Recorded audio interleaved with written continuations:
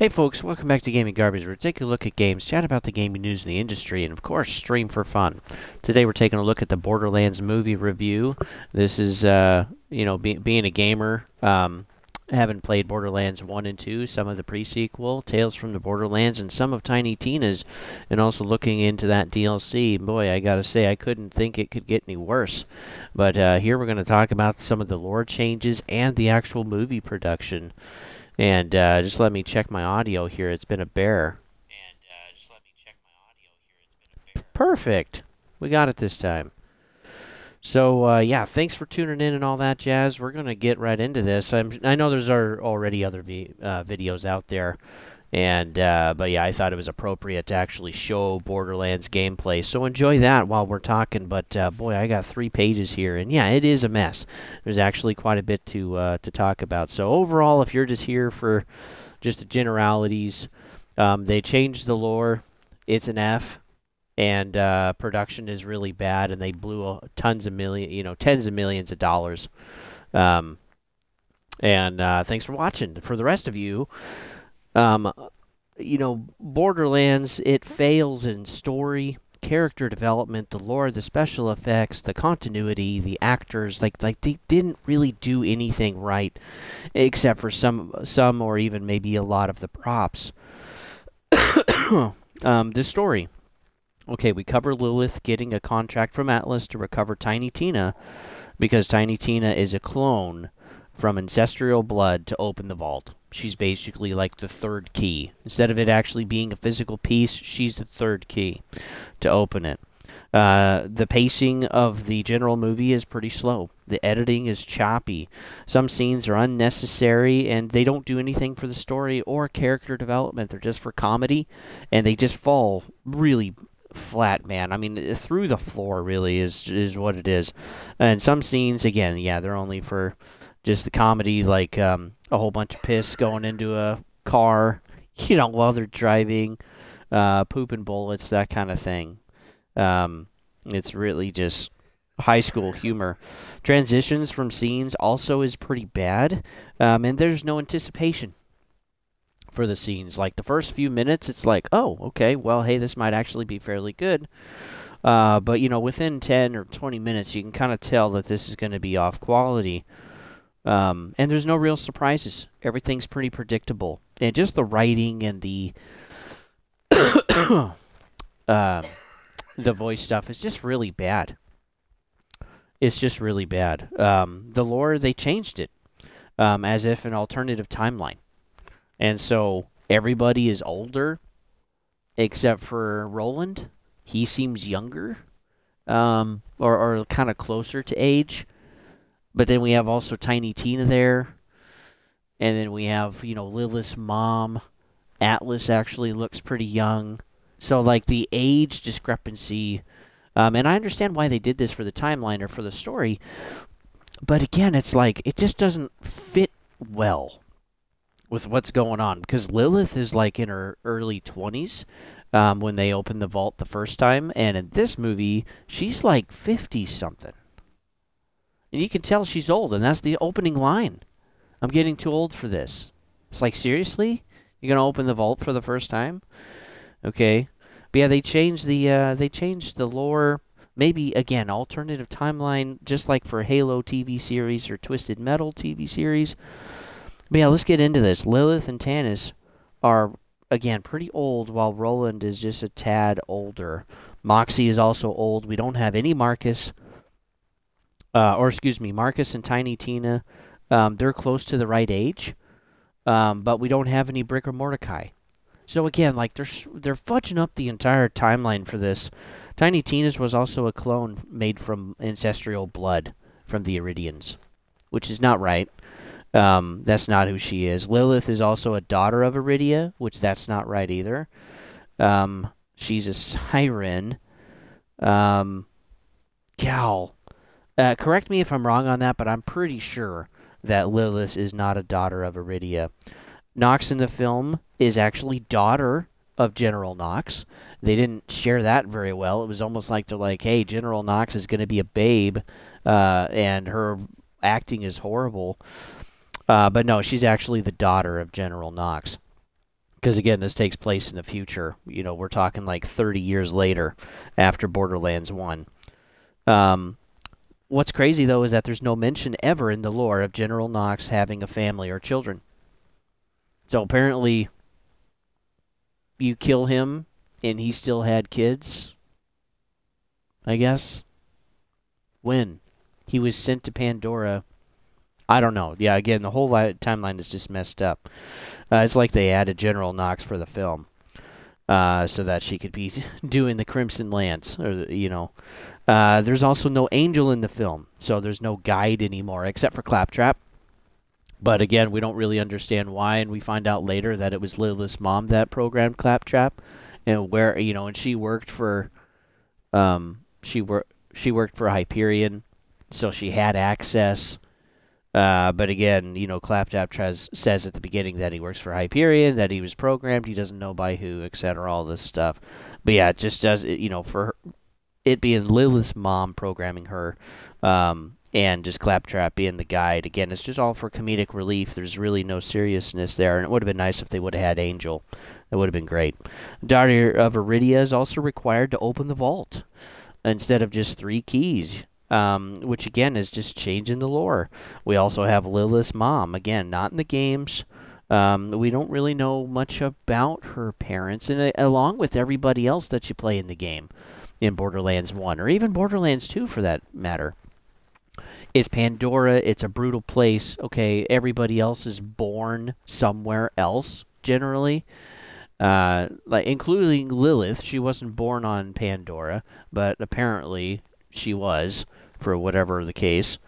And then Lilith doesn't know she has powers most of her life. She discovers them toward the end of the movie, and she doesn't even realize that the phase shift out of the elevator shaft was her.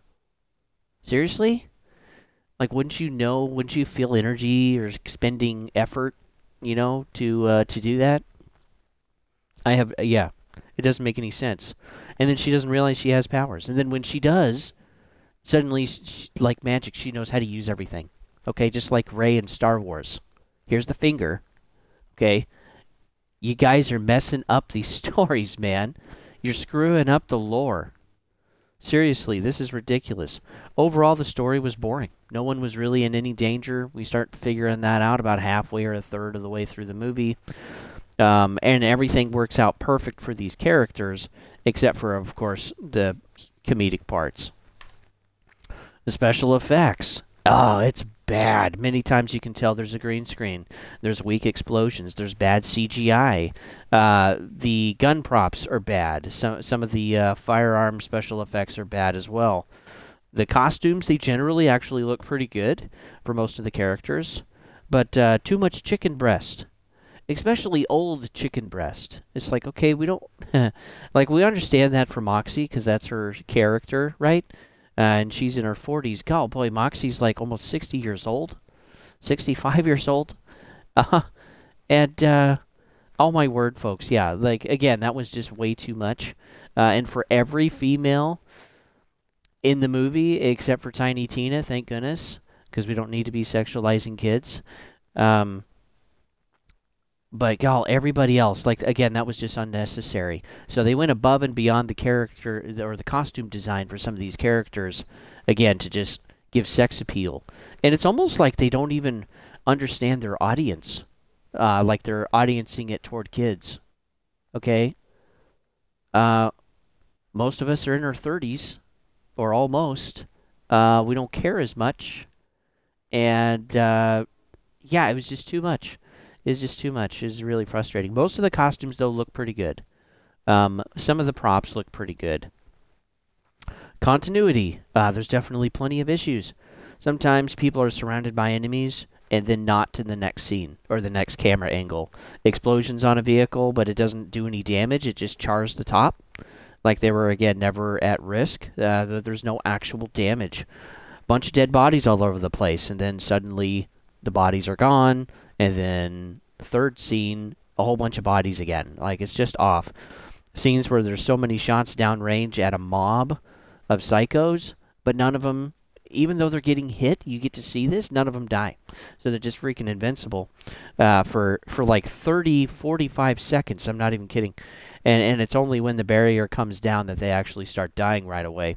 Magic, I guess. There's many dying in the movie, but again, endless streams. Just like the amount of shooting in this movie is pretty insane, but no one really seems to get shot. The most accurate shot in the movie is actually the sniper shot from Lilith on a Psycho, and that looked great. That looked realistic, but everything else is just kind of a mess. We even have main character escaping the impossible. It's like, okay, yeah, there's no way you could get out of that. There's no exit out of that, but you just get mobbed to death. Everybody's literally piling on you like you just won the national championship, and they want to kill you. And there's still more even behind them. And so it's like, how did you freaking survive? Seriously? The toxic liquid at Dull, there's fumes, okay? It would be bad, like there's no way you'd be able to breathe that air after a while. But yeah, apparently there's no fumes in the movie. The liquid doesn't pool on the floor or splatter onto anything. It's just on the enemies, and that's it. Very weak. And again, it's like they could have had a total huge big scene right there of Craig just slicing through everybody, but no, we don't have that. They just get sprayed with some green stuff. That's pretty sweet. Oh, and I'm sure there's more. That's just what I can remember off the top of my head. Overall production. The actors don't have chemistry while they're acting. Okay, Lilith or Kate Blanchett honestly just seems to be bored during some of the scenes, and you can just see how they're waiting for the next guy to say the line. Like there's actually no flow of acting, which is just disgusting. And it's like that through the entire movie. And some too don't really know how to interact with CGI very well. Yeah, so some of their movements are off, some of their mannerisms are off. They just look kind of stiff. And yeah, they just most seem to actually just be kind of reading their lines. The ones that probably did the best probably would have been Marcus. And I don't know, maybe Kevin Hart. But yeah, none of it really comes off very good, unfortunately. And then Craig, he doesn't actually talk. He just makes a bunch of sounds in the movie, which is frustrating. The choice of actors was wrong. Again, it's like we don't expect a whole bunch of old people, but again, I understand why they chose old people for a lot of these main roles is because it's an older timeline. It's an alternative older timeline. And they're actually mixing multiple of them the same because Tiny Tina is basically the same age. But Lilith is aged 30 years. Moxie is aged 20 years. Roland is aged about another 10 or 15 years. Like again, all of this is just off. And then, General Knox, he's dead, probably, because he's not even on Pandora. General Knox is dead. And so he's already died, apparently, or just not even a part of the story. And then we have Knox's daughter, who's quite young. Maybe in her 30s, and but again, her dad's not there, so it's, God, man. I mean, they just messed up all this stuff. Tanis's character, she is all wrong. Okay, the psychological profile of Tanis is that she's a sociopath. Okay, her mind broke while she was on Pandora and just trying to live there and find the vaults and stuff. It's a mess. A psycho is someone that was born mentally messed up, that doesn't have any empathy for someone else. As a sociopath is somebody that was created that way through environment. And so that fits Tanis perfectly, right? And she doesn't have empathy for anybody. We get to see that in the video games, especially in number 1. The Tanis in the movie is just more childish, almost like mentally retarded. And does not fit Tanis at all. Like, again, the whole psych profile is just completely off, and she comes off more as annoying instead of actually witty. And that's actually the case for a lot of these characters. The jokes are poorly written and poorly executed. Again, it's like the actors didn't really care, and again, the writers are just like, ooh, Bathroom humor throughout the movie. Are you 10? Are you 10 years old? Again, I didn't think they understood their audience. The gun acting was bad. Again, it's like children using squirt guns. You literally have people holding guns and shotguns and stuff. Some of these psychos. And again, I don't expect their acting to be great, but if I saw what some of them are doing, I'd be like, cut. Okay, we're going to fix this. Because you want to at least sell the immersion, the illusion of the environment, right, and what's happening in the scene. But you have a whole bunch of, stagehands standing there using both of their hands to alternately shake the prop. It looks like a freaking seesaw. Excuse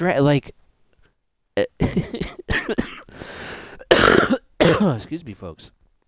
It just makes me laugh. It's just awful what is going on.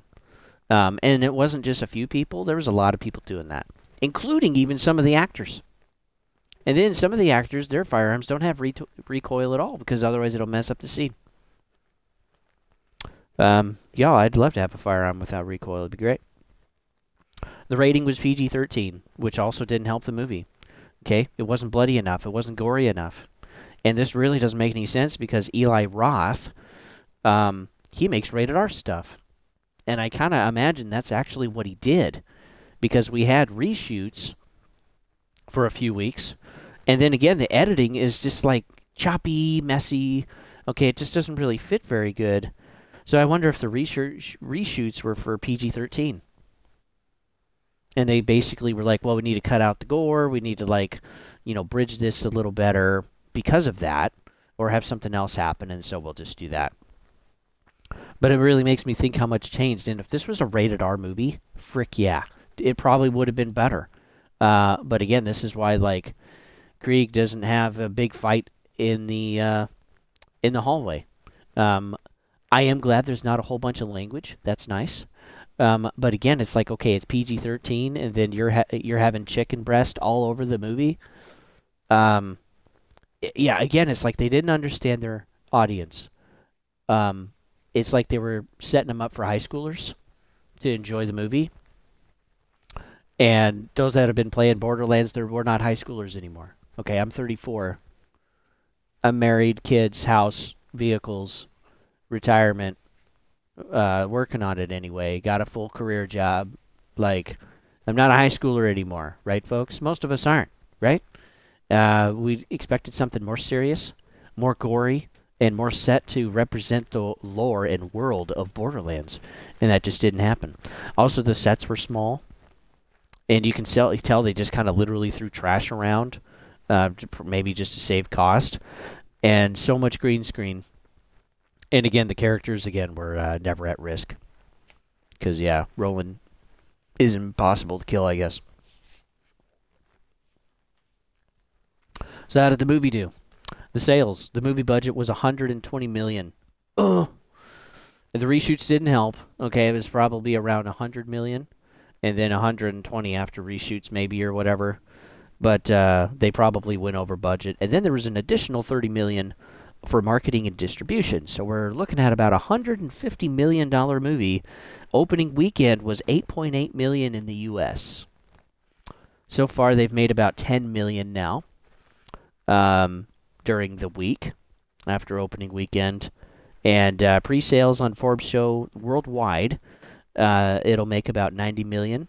It'll cover $90 million, but yeah, there's still $60 million to go. And they're going to be lucky if they break even over a couple of months. So, yeah, they're probably going to lose a few tens of millions on this movie, whatever. And then, too, talking about Eli Roth, he's made smaller films, smaller budgets. Okay, a lot of them were $5 million, some of them were $10 million. The most expensive one was actually Inglourious Basterds, which when we adjust for inflation was $106 million of today's money to make the film. But the movie made $321 million. So it was 3 times the amount they put in, right? It was wonderful. They made all of that back and then some. But yeah, most of those films were 20 or less production. And so, yeah, they could also make money. If you made $10 million at the box office, you were going to make all of your money back in a couple of months. It was great. They were small budgets and they always made money. But boy, not this one. It's not for the fans, and it's not for those new to the IP. It's just a bad movie.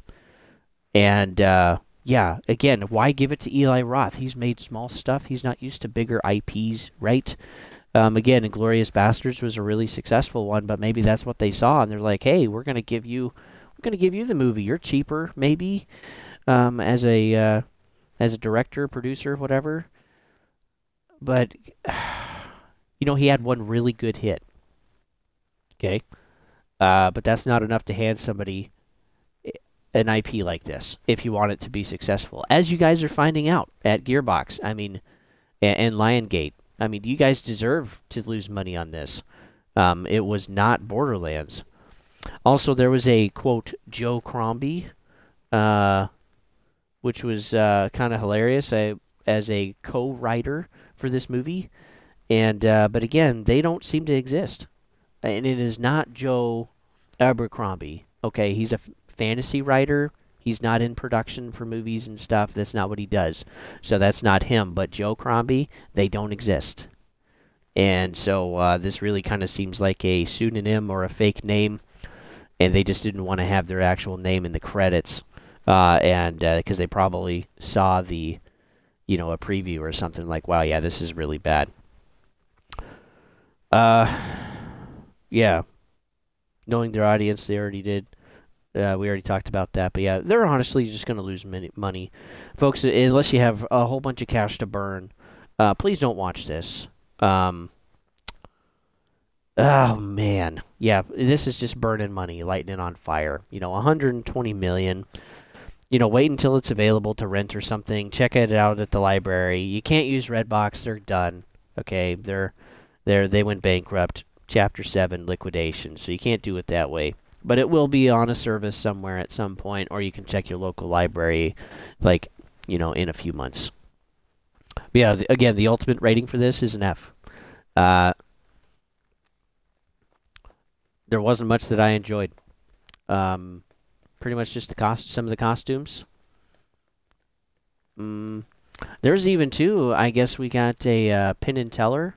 I guess Teller was actually in the film. But I didn't see him. Apparently he was at a wedding. I don't even remember a wedding in the film as a cameo. And then we also had Scooter, which I was waiting to see Scooter, but apparently he was in the film too. But yeah, again, I didn't see him. As the credits roll, you can actually see that somebody played Scooter. So did they have to edit him out too? Was it too rated R or something? I don't know. Yeah, the whole thing just stinks. Just save your money, folks. Lion and I watched it, so you don't have to. Hopefully you guys are doing good. You can like, sub, all that jazz. Also share the content if you enjoy it. And with that, folks, we'll see you guys on the next one.